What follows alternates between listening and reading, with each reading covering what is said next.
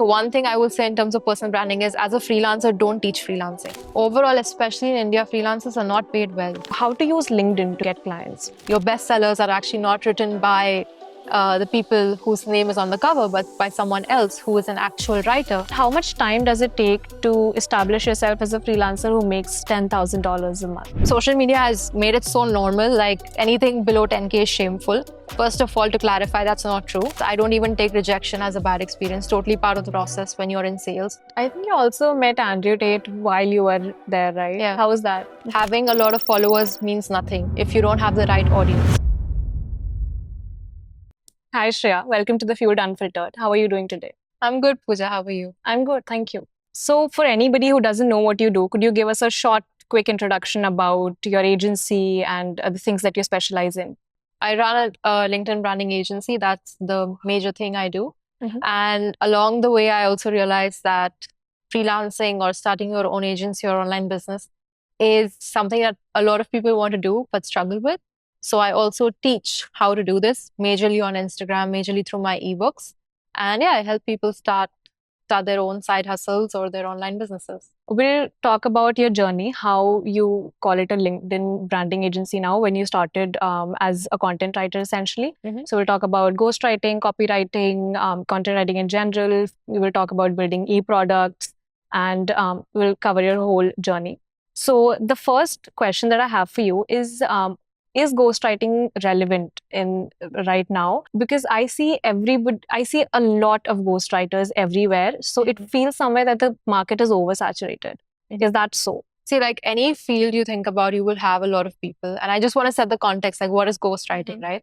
So ghostwriting is when you're writing for a client and essentially your name is not present in the final output. Yeah. So if you think of anything over time that has been written in terms of speeches that your presidents and all your government people speak on stage, it's not written by them. It's by someone else, but it's said and it's kind of attributed to the speaker. That's a form of ghostwriting. Your bestsellers are actually not written by the people whose name is on the cover, but by someone else who is an actual writer.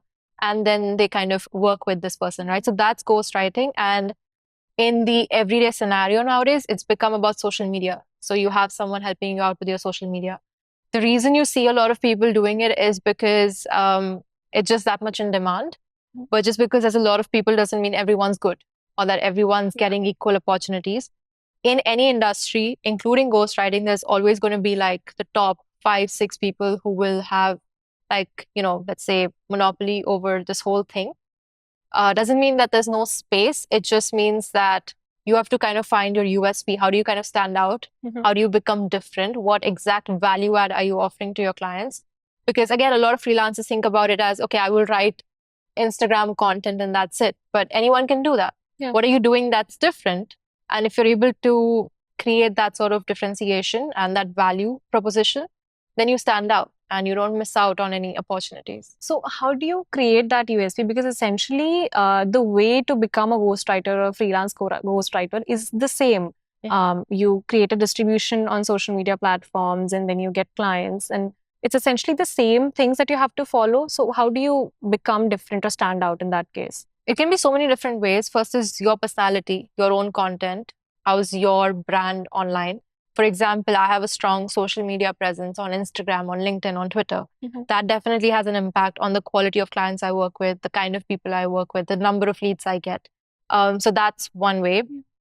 Second is your work process. Like I said, I don't think ghostwriting is something that someone cannot try. I think it's something you can learn. It's a skill, obviously. With practice, you can learn it. But the thing is, how good are you at it? How much practice you have? How many people are you able to get good results for? And the third thing is your client experience. Like, how can you improve that? When it also comes to ghostwriting, again, anyone can write, but who's good at strategy? Who's good at driving results in the way that the client wants? It could be more following. It could be more views. It could be more leads. It could be more sales. Exactly what does the client want? Are you able to cater to that through the content that you're writing? So there's a lot of value adds that you can offer. But overall, I would say it comes down to 3 things. Either you save time, you save money, or you make money. These are the 3 categories that you can think of and kind of find which one do you think you fit in best and kind of, use that to create your value proposition. other than writing, you have to have some certain other skills to make yourself different from everybody else in the market. Definitely. And I would say communication is the main thing. Like, how effortless is it for your client to communicate with you? Yeah. When they give feedback, how easily are you taking that feedback up, and how good are you at reverting with the corrected version? Clear communication in terms of writing, speaking, extracting information from them, because you're ghostwriting, you want to get into their voice, their tone, into their head. How are you able to do all of that? And when you're ghostwriting for someone, you're taking responsibility for their brand. So depending on how much presence they already have, it's that many more people they're reaching. So that's a huge responsibility if you think about it. And how good are you at taking that as well? So all these things. Yeah, I've seen, like, generally people perceive this to be easy, ghostwriting, but it's definitely not. One of my friends, for his LinkedIn, has hired a ghostwriter, and he does such a phenomenal job because he's my friend and like I know everything about him. But I can never tell that this content is written by someone else, because every piece of content is so personalized, and he basically just sends him a voice note, like just about some experience, and then he creates like a really amazing post out of it. While we are at it, you have mostly used LinkedIn for all of your leads. Not all, but most of your leads. And you've also been known as the LinkedIn girl. How do you suggest somebody to use LinkedIn in a way to get most clients? Because the freelancing platforms that we have these days, the Fiverr and freelancer.com, they don't pay as much. So how to use LinkedIn to get clients? So LinkedIn is, again, first you can think of your branding. How do you stand out? The quality of content you create, the value proposition that you're able to put forth in your content. How many objections can you handle in this content creation stage, right? Because once the lead reaches out to you in your inbox, it should be like they've already been through that whole sales process, essentially. It's like it's easy for them to, okay, I just want to talk to you, see if you're a good fit and get started. That should be the idea. So how many objections can you handle through your content? This is very important. So you want to minimize objections through your content? Yes. Like if people are saying, let's say they don't understand something about your work, or they don't understand the importance of it, or anything that you're usually coming across on your sales call, literally create content about that. Not explicitly, but very subtly, in terms of winning this lead over. It could be through your case studies, your testimonials, your proof, your previous experiences, some analogy, anecdotes. Totally, like just go for it. So that's the first thing in terms of personal branding. Also, like one thing I will say in terms of personal branding is, as a freelancer, don't teach freelancing. It's completely different. And I think a lot of people essentially are trying to do what I do, but they don't realize it's two different businesses for me. I don't teach freelancing on LinkedIn. And if I do, I know exactly what I'm doing because I have products. I cater to freelancers. I actually have something to offer to them. If you don't have something to offer to freelancers and you're just creating content for other freelancers, explaining exactly what you do, how you do it, teaching them, then you're not going to attract leads. One more thing that throws your leads off is you talking about how much money you're making. So if you keep boasting about, oh, this month I made like 10 lakhs, this month I made 20 lakhs, your leads don't care how much money you're making. Your leads care about what results have you driven for other people who are like them. So I think it more than like when it comes to personal branding, more than like doing things right, you have to kind of avoid doing the wrong things that push people away. So personal branding is one. And the second is outreach. So reach out to people with personalized, customized notes, which you can do on LinkedIn. Blank connection requests, by the way, have the highest acceptance rate, like over 90%. So if you just send a connection request, once they accept it, then also you can DM them. I would say keep it more natural, personalized in the sense that you're referring to some of their content, you're referring to something, some achievement, something on their profile, and you're kind of bringing it back to them. You're not saying, hi, I'm a video editor. I can edit your videos. DM me if you're interested. Not that. It's like, I've seen your videos. They're good. I would like to help you elevate that by doing 1, 2, 3 for you. Can I like do a free sample for you? So that's a way where you're going to the next level. So those are two main, like inbound leads and your outreach that you do on LinkedIn. Right. I was going to come to that point where you said teaching freelancing and doing freelancing are two completely different things. Yeah. But what I've seen 95% of people do is they post about that only because all the big creators which are there in this field do the same. They call themselves educators and they create content for other freelancers. But if somebody, let's say they are just starting out and they've worked with a couple of clients, not too good clients, not too high paying, and as you said, they shouldn't be creating educational content. So then what exactly should they be doing to attract more high paying leads? See, if you're creating educational content, first thing is you're attracting freelancers who want to learn. And you don't have anything That to builds up offer your them. following. So like the numbers do add up somewhere. Numbers add up to what exactly? Because followers is not lead generation. Having a lot of followers means nothing if you don't have the right audience, right? If you have freelancers in your audience, which means you have freelancers liking your posts, commenting on your posts, which means it's only going more to a freelancing network rather than to leads, then it doesn't matter. Like, I would say if your goal is to teach freelancing, sure, go for it. Then you can do it. If your goal is to get leads, then you should optimize for lead generation, which means you will not get a lot of views. If I post, or nowadays when I'm posting only specifically for lead gen on LinkedIn, I don't get a lot of views, but I'm booking like 2-3 calls every single day because this is targeting my audience, which is my clients, not freelancers. And if you start off building the wrong audience, it's very difficult to change that. So yeah, essentially, you want to think of it like, what's your game plan? You're creating content, you're teaching, first of all, based off of what? You don't have enough experience. Anyone who's an educator, me, for example, before I started teaching, I had like 2-3 years of experience before I went like, okay, I really want to teach people. I had already taken like hundreds of sales calls. I had dealt with so many different scenarios. Anyone asks me, Shreya, I'm dealing with this problem, I know exactly how to tell them through my experience what the solution is, how you should approach it. Experience matters, not copy pasting someone else's tweets or tips and saying, okay, this is me teaching freelancing. And one more thing I would add is, when you're talking about, let's say, teaching freelancing, like I said, what's your long-term game plan?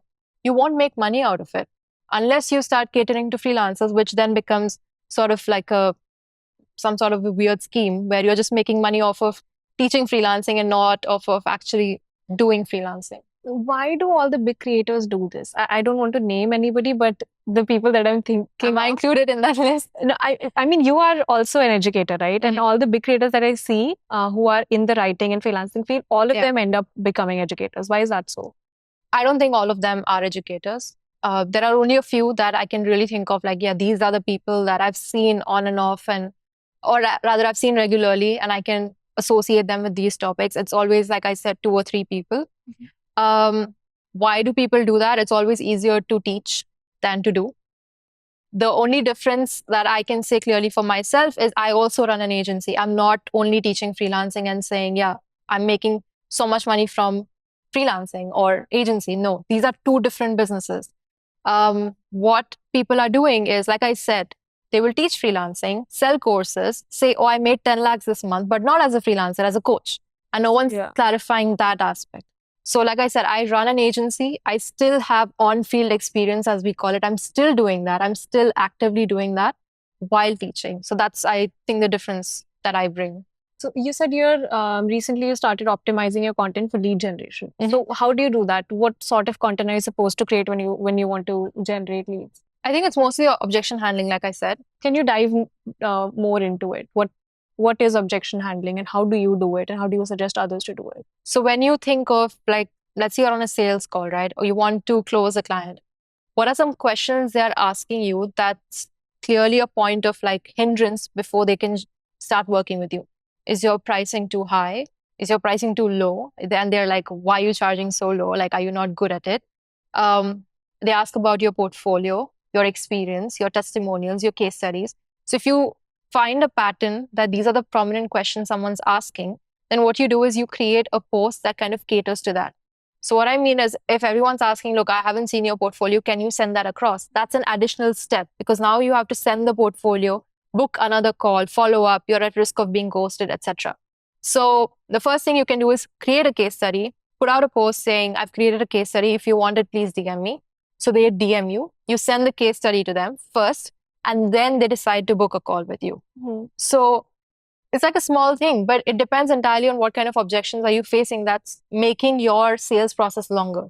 How can you cut that through your content? Right. So have you had any bad experiences in sales calls where the clients have too many objections, even though they've seen your content, or maybe they've not seen your content, they've just they just know you through your following somehow, Yeah. and any bad experiences there?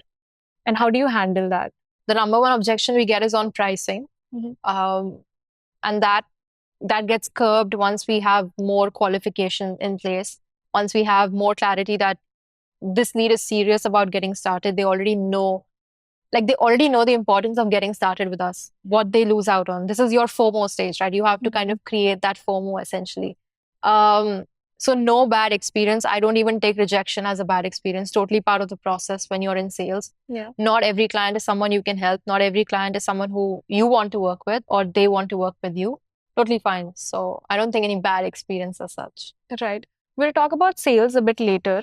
But I first want to talk about pricing. So now that you have an agency, I'm sure you have a standard pricing in place, also subjective to clients. But how do you suggest somebody who's just starting out to create pricing? Because it's very difficult at the early stage. You don't know how much you're worth. Yeah. Even if you're good or you're bad, you just don't know how much to charge. If you're a beginner, you've never worked with clients, just go by your feel factor. Literally get on a call, and if you think, okay, I would be really happy if this client paid me like $100, quote $100. Nobody cares about, oh, you should have charged 1,000, you should have charged 200, you should have actually quoted 50. Doesn't matter. You should quote what you feel is right. And the reason I say this is because then this is a number you're confident about. You don't feel like, what do you say, like you're being underpaid, and you don't feel like you're overcharging as well. So that guilt is also not there. And because you don't know what your experience is going to be like. When you're just starting out, you don't know how things will go. So if you start off with a number you're not comfortable with, literally you will be under so much stress that once you start working, why am I not getting results? Like from day one. And literally, I was working with someone who actually refunded me the money. Like I was their client. They refunded the money because they said, I can't drive you results. And I said, but I'm patient. Like it's only been 2 weeks and I know this won't happen overnight. So why are you refunding the money? Like, no, I can't. And they asked me for my bank details and they paid the money back in 2 weeks. And I was an understanding client because I know these things take time. And this was something related to Instagram strategy like three years ago or something. And this is what happens again when you're just quoting something because you heard someone talk about it in a podcast or in some reel or whatever. Feel factor is so important. And it also brings you confidence, right? Like, what can you charge? Okay, someone said yes for 100. Next time, let me try with 120. That's how you grow. That's easiest. So in corporate, there is this practice of salary negotiation where you let your employer, potential employer, quote the first number. Yeah. Right. So does that work in the freelancing? I don't think you should do that because overall, especially in India, freelancers are not paid well. Yeah. There are many reasons for that. And I don't disagree with like the situation. I get why, because first of all, very difficult to work with someone who's not good at communication. Very difficult to work with someone who doesn't have the right work ethics, the work etiquettes, someone who's not disciplined, etc. So of course, not everyone can get paid well, as we say. But when you are leaving it up to the client in a situation where you don't have a previous CTC to compare it to, it's not like they are hiring at a salary. So they have no one else to compare it with also within their own company. And if you're giving them the power, you're literally giving them the power to decide how to work with you. And you're essentially an employee. You're becoming an employee by the nature of, okay, they decide your pricing, they decide your work hours, they decide exactly what you have to do. I would say don't go in for that. Quote by your feel factor what you think is right. And kind of, you can negotiate. Again, not a problem. Like if they say, I can't do 100, but 80 sounds good. Okay, you can negotiate, but you set your standard in that way. So have you worked with Indian clients? Because mostly I have freelancer friends and I've seen the clients quote the first number and it's usually too low. So what's your experience been like working with Indian clients and clients from outside? There's a very wrong notion that everyone, basically international, is totally fine to work with and like you won't have any problems. They will pay you what you want. That's not true. Negotiations happen on both ends. I would say that when you're working with anyone, the ultimate thing is, do you regret saying yes to the amount? That's pretty much it. If you agreed, like let's say if anyone negotiated with you from 1,000 to 800 and you were like, yes, I will do it, then give it your best. It doesn't matter where this person is from. It doesn't matter that they negotiated. You chose to say yes. It's your job now. You accepted it, so it's your job to do a good job. That's it.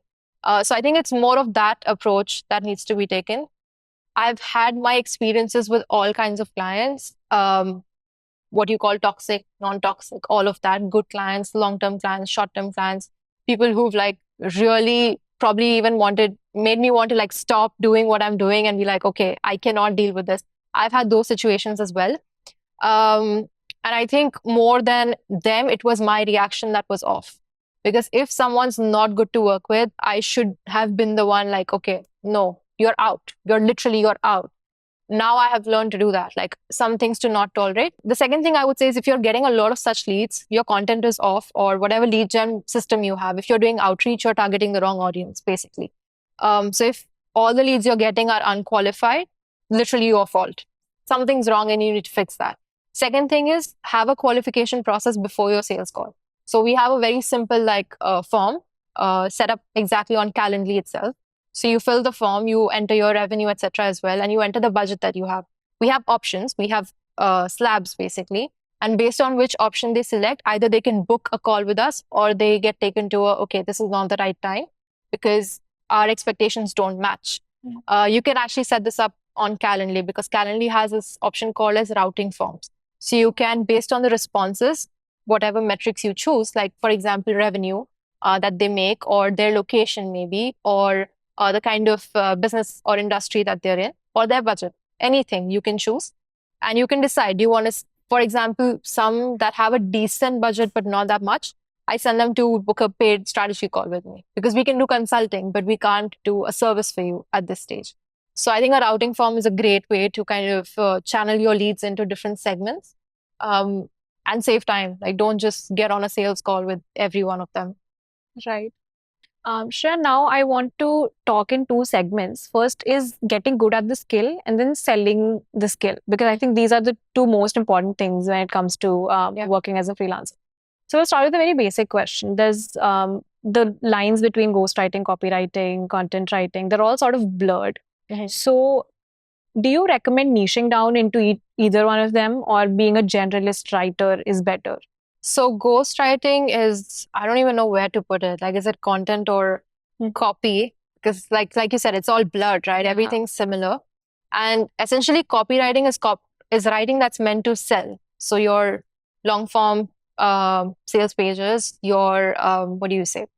Like your email marketing, that's all copywriting. Your direct response writing, that's copywriting. So all these things fall under, okay, the aim is to sell. The aim is to convert, to make money. Content is more broad, and it's like your generic, your brands update their content every day and they post something or the other. That's your content writing. But if you think about it at this stage, everyone's selling something.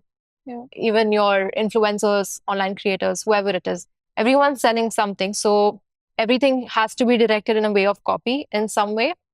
So I would say you shouldn't really focus, am I doing content or copy? This is not a thing that you should even spend time on. But what is the area that you want to focus on? And you can totally start with like multiple different things. You can, when I started, I said yes to almost everything. I have written for social media, I've written for brochures, websites.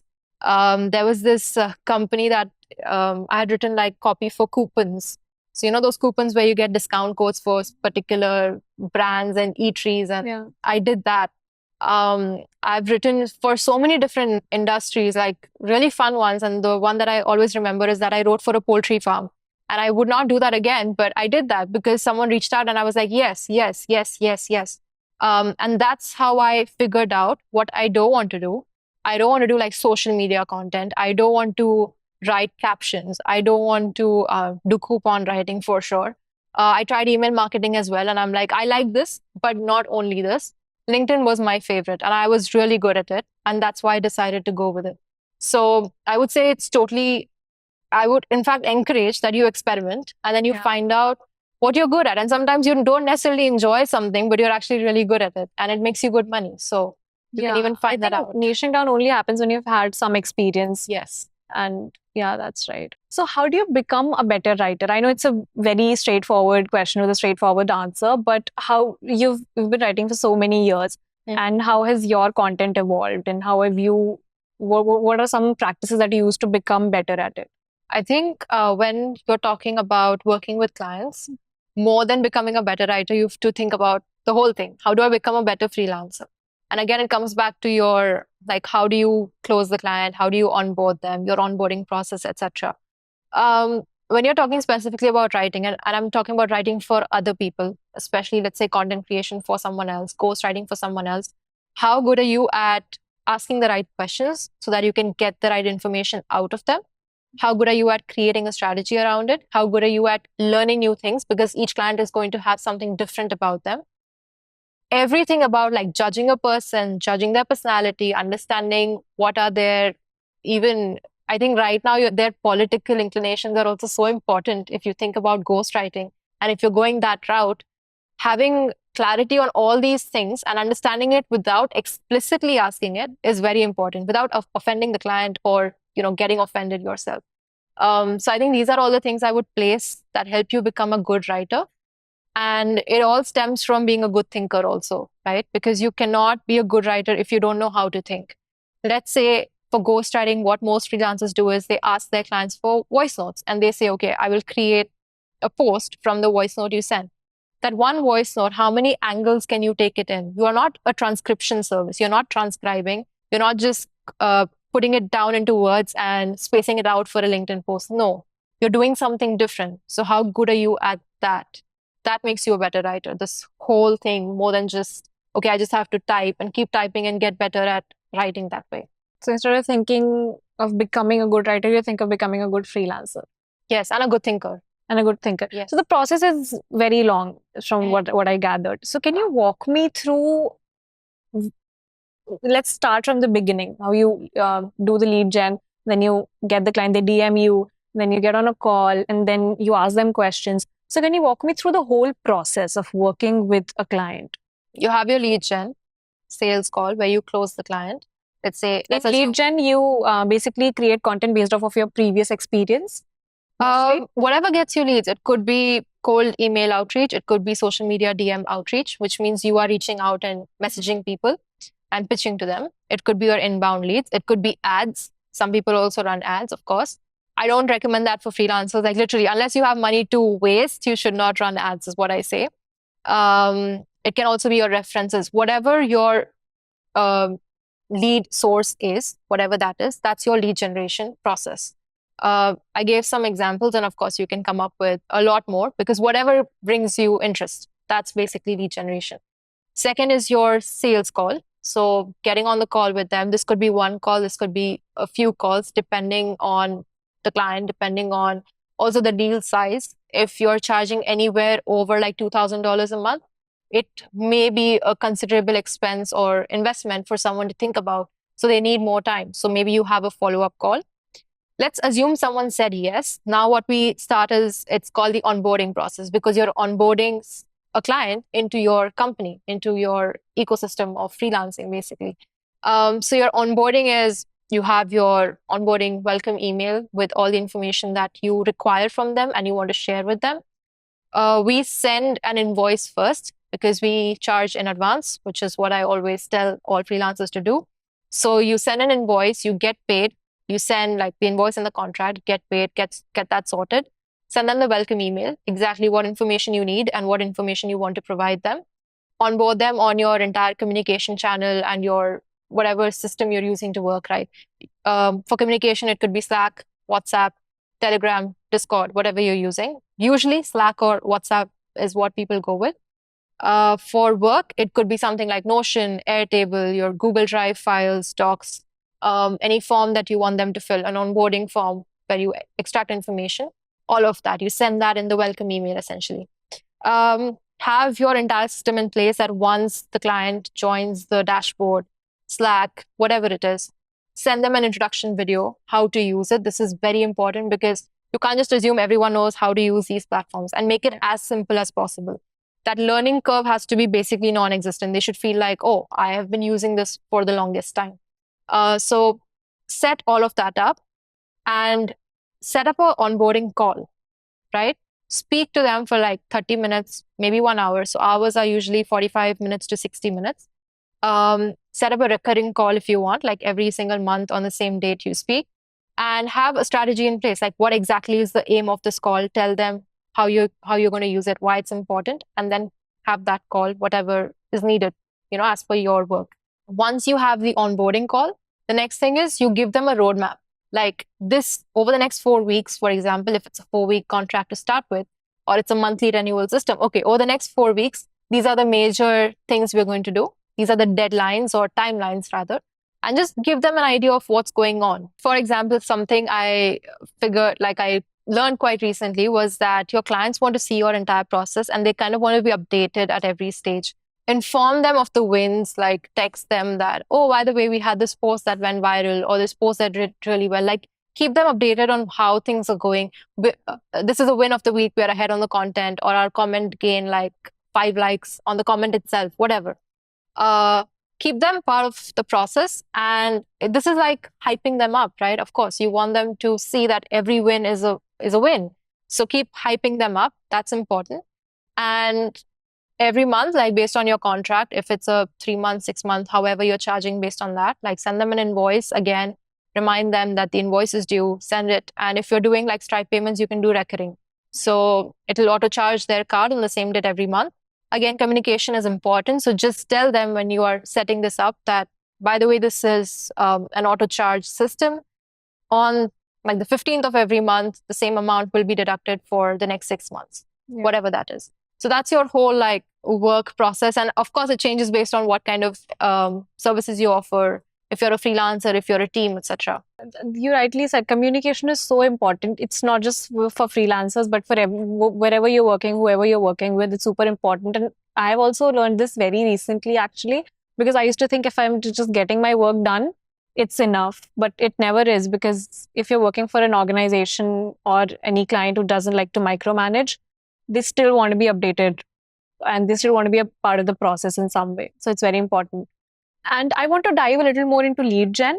So content, posting content on social media, Instagram, Twitter, LinkedIn is one way of lead gen. But what other ways have you personally used, and what has worked for you so far? So I've done some outreach on Instagram, and this is creators I've been following for a long time. This was not bulk outreach, but this is just I've been on their radar because I've naturally been responding to their stories. No goals to like sell to them, no like, intentions that way, nothing. Just, okay, few months later, I can see that I can help them with something and I DM them and it works and they at least get on a call with me. So I think this is also a good way where you're reaching out your existing network and very soft sell, right? Like, I've been following you for a while. I saw this. I think I can help you do this better. So can we get on a call next Tuesday and can we speak about that? And this way you already have rapport with them. They already know who you are. And I think when you're thinking of outbound also, right? What really helped me was my own profile. So whenever I was doing outreach, if somebody was checking my profile, they were seeing good content. And I'm talking about when I barely had any followers even. Like, I was 3,000 on Instagram, maybe. I was like at maybe 10K on LinkedIn. Not a huge following, but people liked the content that they saw. People liked how I wrote. People liked like what kind of information I was sharing and the way I was sharing it. So your personal brand, again, really helps. Not your following count. It's not that important, but the kind of content you put out and how much experience you show through that, that's very important. So I've used that. Referrals for sure. And one thing I will say, like when you want to ask for your client for a referral, right? What a lot of freelancers do is they wait for the contract to end and then they are like, hi, can you give me a referral? But by that point, your client has left the ecosystem. They're not your client anymore. They have no involvement. So an actual good time to ask for a referral is things are going well right now. You got a big achievement.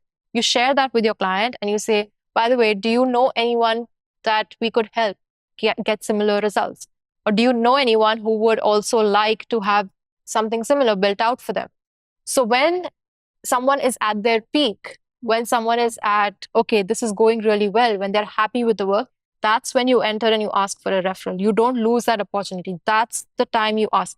It could be literally 1 week into working with someone, you have a big win, go for it. So you don't have to wait for the contract to end. And you definitely should not wait for the contract to end because then they're already out. Yeah. So, yeah. So social media and just outreach through DMs. Yeah. So that's what you've mainly been doing. Yes. And nothing else apart from that? No, recently started cold emailing, but that's just now. 5 years, none of that. Now I want to talk a bit more about the sales call that you just. So you finally got the leads and you now have them in the call. How do you close a deal in one sales call, if not one, two? The first thing is you have to qualify your client, right? Qualify, and you have to, what we say, discover what their problem is. So in any sales process, the first step you have is a discovery call, and the second step you have is a sales call. These can be clubbed into one as well, but usually people don't make decisions on the first call. So it'll be a sales call, right? So the first call, literally as the name suggests, you're discovering if the client, what they're looking for is something you can offer, and what you can offer is of value to the client. It's both ways. It's just a discovery process. What questions you ask, very important. And what you want to create is FOMO. If this person is looking for the exact service that you're offering, you know you can help them. You want to make sure that you have clarity that, okay, this is a problem you're struggling with. Why haven't you done anything about it until now? Why is it important for you now? Like, why are we speaking on this call? Why did you decide to book a call with me? Why is it important for you now? Now you have all the reasons. So whenever it comes to the objection handling stage, you can basically refer back to that. And the third thing is also, if you don't start acting on this thing now, let's say, for example, Instagram content creation. Okay, if you don't start doing this now, what do you think? What are you losing out on? So when you do this as well, in your follow-up call, again, if they say, now is not the right time, you can refer back to, look, if you don't start now, maybe 6 months later, you will be in the exact same position. So you're not like kind of creating scenarios, you're not pushing them, you're not convincing them. You are actually just making them realize that they need this. It was their decision to get on a call with you. It was their decision to explore more. And you're just the right person who can help them out with this, right? So that's your discovery call. Ask all the right questions. And then on a sales call, you can discuss your proposal, exactly how much you will charge, what you will offer them. You can also take their objections. So whatever they have about pricing, about deliverables, about anything else, just answer that on the call. And if they say they need one more call, then what I would say is ask them that, okay, can we speak at the same time next Monday?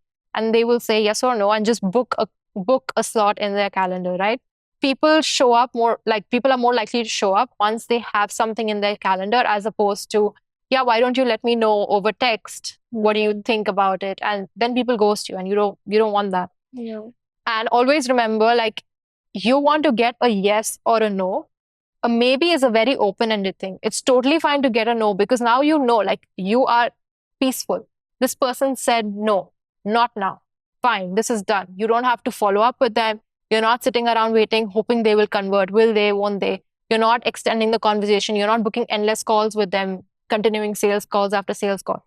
Not doing that. So try to get a yes or a no, and don't be stuck with that. Maybe I will get back to you. No, one way. Right. Makes complete sense. I want to talk a little bit about money now. So how much, it's a very open-ended question again, and it has a lot of variables attached to it. But how much time does it take to establish yourself as a freelancer who makes $10,000 a month? So $10,000 for like context is around 8.5, 9 lakhs rupees. I think social media has made it so normal, like 10K is, anything below 10K is shameful. First of all, to clarify, that's not true. Second thing is, a lot of people think 10K is like something you can do solo. Depends entirely on your service. If you're charging like $1,000 working with 10 clients, you're probably not going to be able to service all of them by yourself. You will need a team, which means expenses, salaries, all the tools you're using, etc. So have a very realistic approach to what this 10K looks like.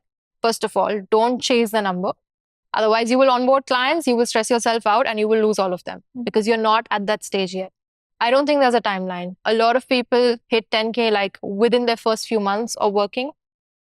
Luck plays a very important role as well. Your existing network, your skill set.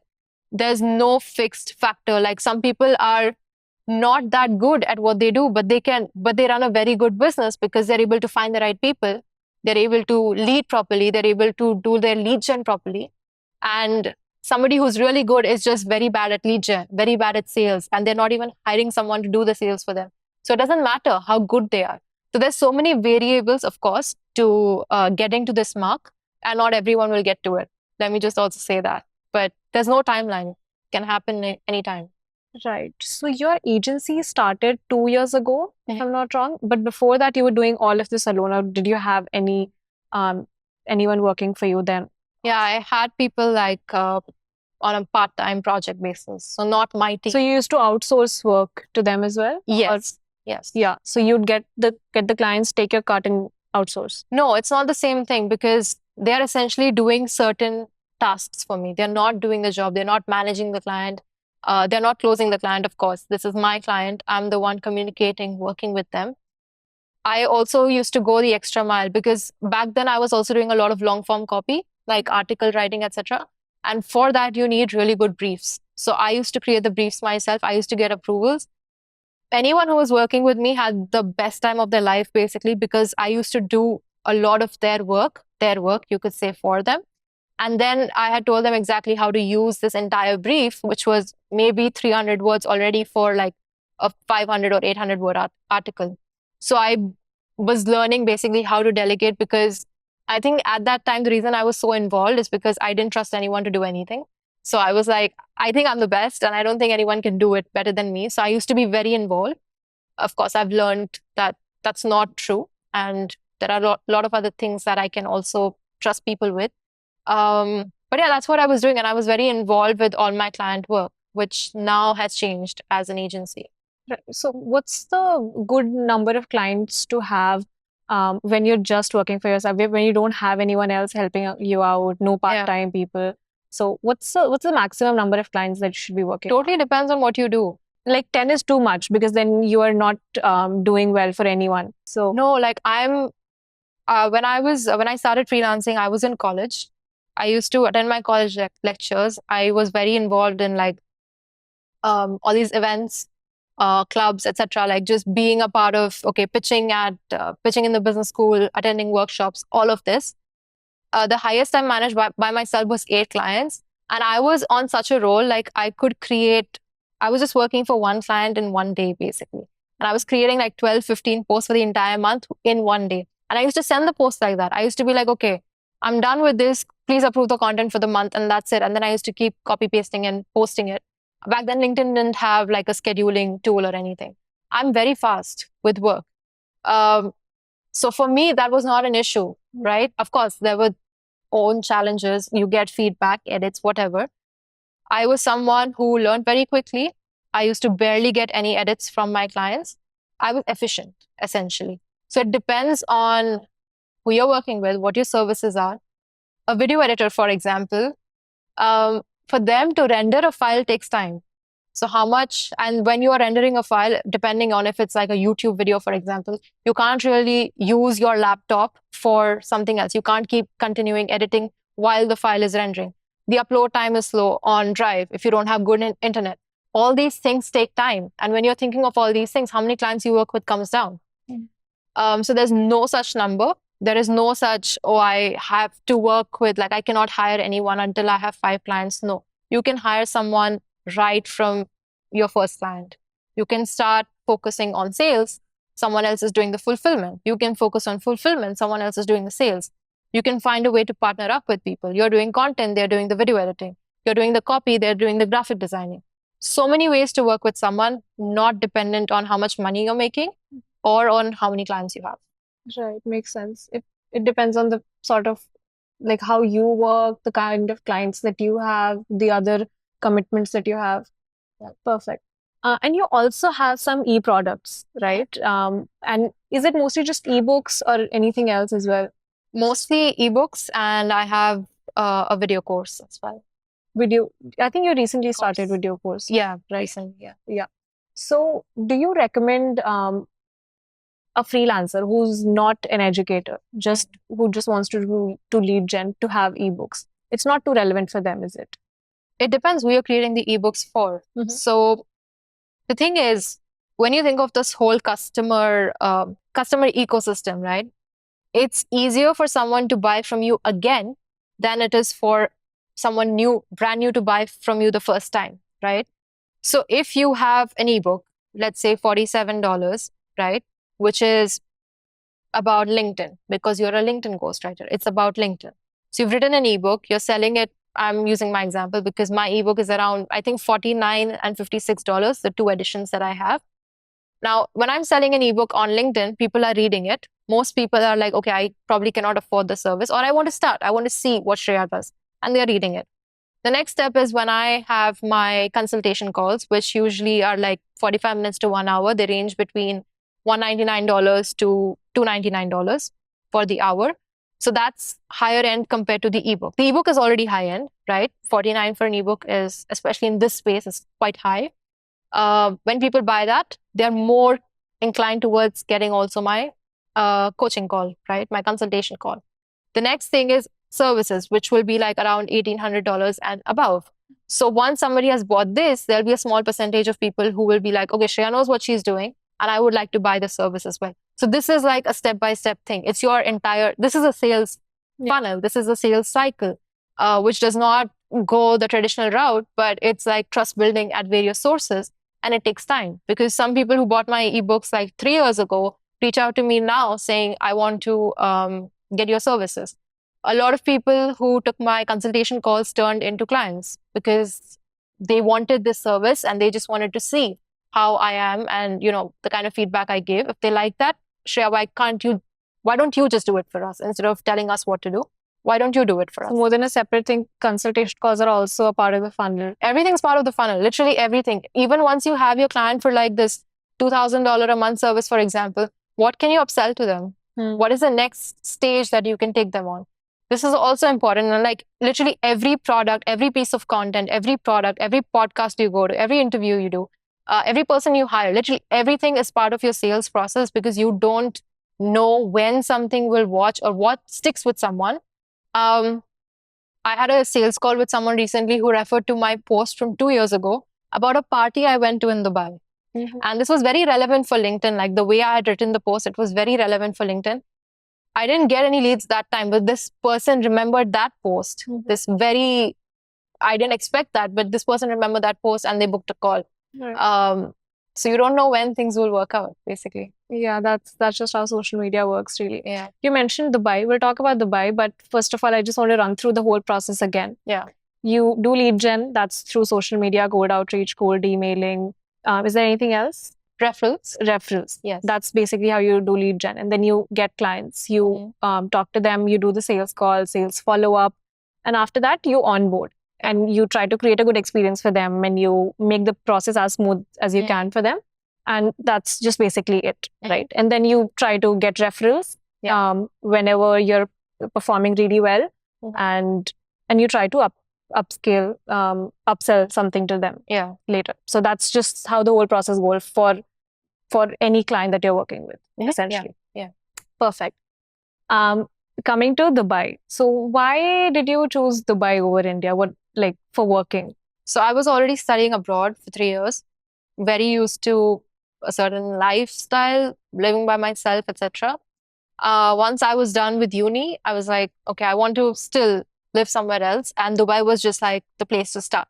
So I didn't know if I would actually live in Dubai long term. I thought I'll be there for a year. I'll see how I feel about it and then change. And I liked it. So that's how the why Dubai thing happened, basically. So is there any benefit from the business standpoint? Of course, no income tax. Income tax, no business tax. Corporate tax is coming up in Dubai very soon. So yeah, those things will change, although they will be much lesser than other countries. So yeah, those are the major benefits. And I think the other benefit is, I think there's also freelancers visa. So even if you don't have a business set up, unless you're making, these things change, by the way. Dubai is very like different with rules. Their rules change every other week. My process changed while I was moving to Dubai, essentially. So we had a lot of ups and downs there. Okay. So things changed, but usually if you're making around $5,000 per month, then you can get a freelancer's visa to move to Dubai. I think you also met Andrew Tate while you were there, right? Yeah. How was that? It was a great experience. I think great human, of course, like a great person. Definitely stands out. He's really tall. And I think a lot of people have certain notions about him based off of his content. But it's just because you haven't met him, I would say. It's just that. So whatever notions you have is very subjective based on what you're seeing, like one side of things. But I've met him basically for a breakfast. We talked about his businesses. We talked about his life, his fame, how he deals with it, how he deals with so much content. And this was before he became ultra viral, right? This was right before he blew up on the internet, basically. So he wasn't even that popular, I would say, at that point. But right after that, the very next month, he was all over the place, everywhere. So yeah, we kind of talked about all of those things. And I also got advice on my business, and I had a few questions. And yeah, it was just a normal conversation and a good conversation. I was just very curious about it because I think I read your tweet and I was like, wait, what is happening? Like Andrew Tate and Shreya, but they're just like from two different worlds. Yeah. So at the end of the podcast, I asked these 1 or 2 questions to everybody. So my first question is, what's the best advice you've ever been given? Could be anything. I don't listen, actually, so it's so difficult. You don't listen to advice. I don't listen usually. I don't know why I was thinking it should be from your dad, because I think you post about your dad quite often. Sure. I think the most important thing was to just be emotionally detached from any work you're doing, because it pulls you down, basically. If you get too emotional, you get too reactive. And if you care too much about certain things that you don't need to care about, to be honest, then it pulls you down. And it's not like you're not progressing, it's actually you're going backwards. You're losing your momentum. Like, I don't know, whatever negative momentum is, but you're going in that state. And that's not good. And I think that was a major advice which I could hear over and over and over again.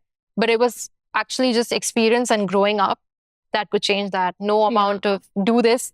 That's not how changing your emotional state works. Even when people listen to this podcast, there's so much insights, but you can only get to that point with experience and with just making the mistakes on your own. Yes. And detaching yourself from your work is just so important because you are not your work.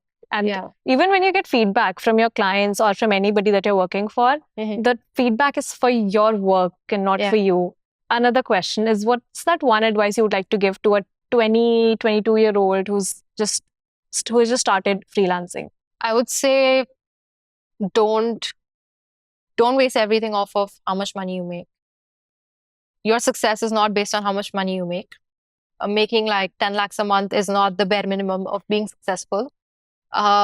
Success is also not based on how long you can sustain this success. Like, you're freelancing. Things change. You won't make the same amount of money every month. Look at it from the long-term perspective. How much money did I make in a year? And that will also go up and down. This is not a job. You won't have like fixed percentage increments. You won't have the same salary sustained. You will have ups and downs. Now you have to decide whether when you're low, will you still keep going and still build something out of it? And when you're like on this high and you're on this high wave, will you be humble enough to not lose that and to make the best out of it? Good times don't last, bad times don't last, basically. So whatever you do, just keep riding the wave and don't think that this is how it is going to be for the rest of your life. I think that's so important. Great advice. Thank you so much, Shreya. This is all that I have. Thank you so much for being here. And even when we were talking about this podcast and even when I was like trying to get you on board, it was so easy to work with you. Yeah. So everything that you talk about on your social media about giving a good experience to your clients, I'm not your client definitely, but I worked with you in whatever capacity that I could. And it was a seamless experience. And thank you. Thank you so much. That's very nice. Thank you so much for being here.